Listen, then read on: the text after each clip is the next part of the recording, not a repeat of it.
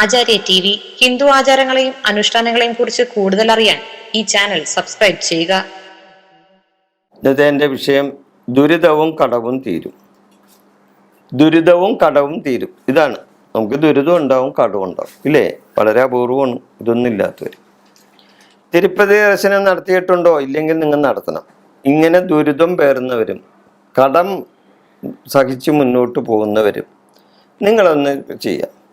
തിരുപ്പതി ദർശനം നടത്തി ഒന്ന് നോക്കണം. ഞാൻ പറയണേ, നിങ്ങൾ തിരുപ്പതി പോയാൽ പിറ്റേ ദിവസം തന്നെ നിങ്ങൾക്ക് ലോട്ടറി അടിക്കുമെന്നല്ല ടൈം പറയണേ. അങ്ങനെ ആരും ധരിക്കൊന്നും വേണ്ട. തിരുപ്പതി പോയി വന്നവർക്കൊക്കെ ദിവസവും പിന്നെ ലോട്ടറി അടിച്ചാൽ പിന്നെ അതിനെല്ലാം നേരുള്ളൂ. അപ്പം അതൊന്നും അല്ല കാര്യം. നിങ്ങൾ തിരുപ്പതി ദർശനം നടത്ത്. തിരുപ്പതി ഭഗവാന്റെ ഒരു ഫോട്ടോ വാങ്ങി വിഷ്ണു ക്ഷേത്രത്തിൽ പൂജിച്ച് കടയിലോ വീട്ടിലോ വെക്കുക.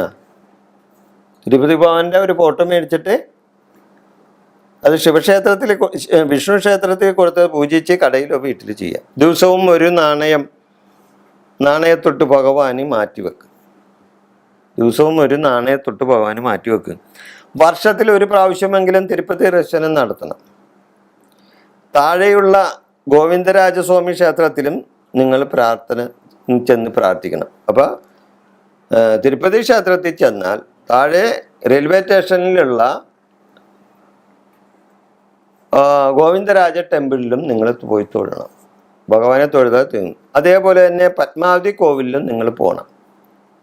അവിടെ കുറച്ച് അകലെയുള്ള പത്മാവതി കോവിലിലും പോകണം. ഇതും മസ്റ്റായിട്ട് നിങ്ങൾ ചെയ്യണം. ഇങ്ങനെ ചെയ്താൽ, അതേപോലെ തന്നെ ഏതെങ്കിലും രാഹു സംബന്ധമായ ദോഷങ്ങളും മറ്റു കാര്യങ്ങളും ഉണ്ടെങ്കിൽ കാളഹസ്തിയിലും നിങ്ങൾക്ക് ദർശനം നടത്താം. കാളഹസ്തിയിലും പോകാം. തിരുപ്പതി ഭഗവാനി കൊടുക്കുന്നതിൻ്റെ ഇരട്ടയെ ഭഗവാൻ നിങ്ങൾക്ക് തിരിച്ചു തരും, ഒരു സംശയമില്ല. തിരുപ്പതി ഭഗവാനി എന്തു കൊടുത്താലും കുഴപ്പമില്ല. കൊടുക്കണതിൻ്റെ ഇരട്ടി നമുക്ക് തിരിച്ചു കിട്ടും, ഒരു സംശയമില്ല. നിങ്ങളൊന്ന് ചെയ്തു നോക്ക്, ഭഗവാനെ ഒന്ന് കൊടുത്തു നോക്ക്. ഇത് അന്ധവിശ്വാസമൊന്നുമല്ല, ദൈവവിശ്വാസവും. തിരുപ്പതി ഭഗവാന് കൊടുക്കണതിൻ്റെ ഇരട്ടിയായിട്ട് നമുക്ക് തിരിച്ചു തരും. നിങ്ങളുടെ ദുരിതം മാറും, നിങ്ങളുടെ കടങ്ങൾ തീരും. ഭഗവാനെ നിങ്ങൾ നല്ല പോലെ അവിടെ പോയി പ്രാർത്ഥിക്കും, നിങ്ങൾക്ക് തീർച്ചയായിട്ടും പുണ്യം കിട്ടും. തിരുപ്പതി ദർശനം ശനി ദോഷങ്ങൾ മാറ്റുമെന്നാണ് പറഞ്ഞത്. ശനി ദോഷങ്ങളുണ്ടെങ്കിൽ അതും മാറ്റിത്തരും തിരുപ്പതി ദർശനം. തിരുപ്പതി ഭഗവാന്റെ ഒരു മന്ത്രമുണ്ട്. ഇതെൻ്റെ ഗുരുനാഥൻ എനിക്ക് പറഞ്ഞു തന്നിട്ടുള്ളതാണ്. തിരുപ്പതി ഭഗവാന്റെ ഈ മന്ത്രം ദിവസം നിങ്ങൾ ചൊല്ലുന്നത് വളരെ നല്ലതാണ്. ഇതാണ് ആ മന്ത്രം.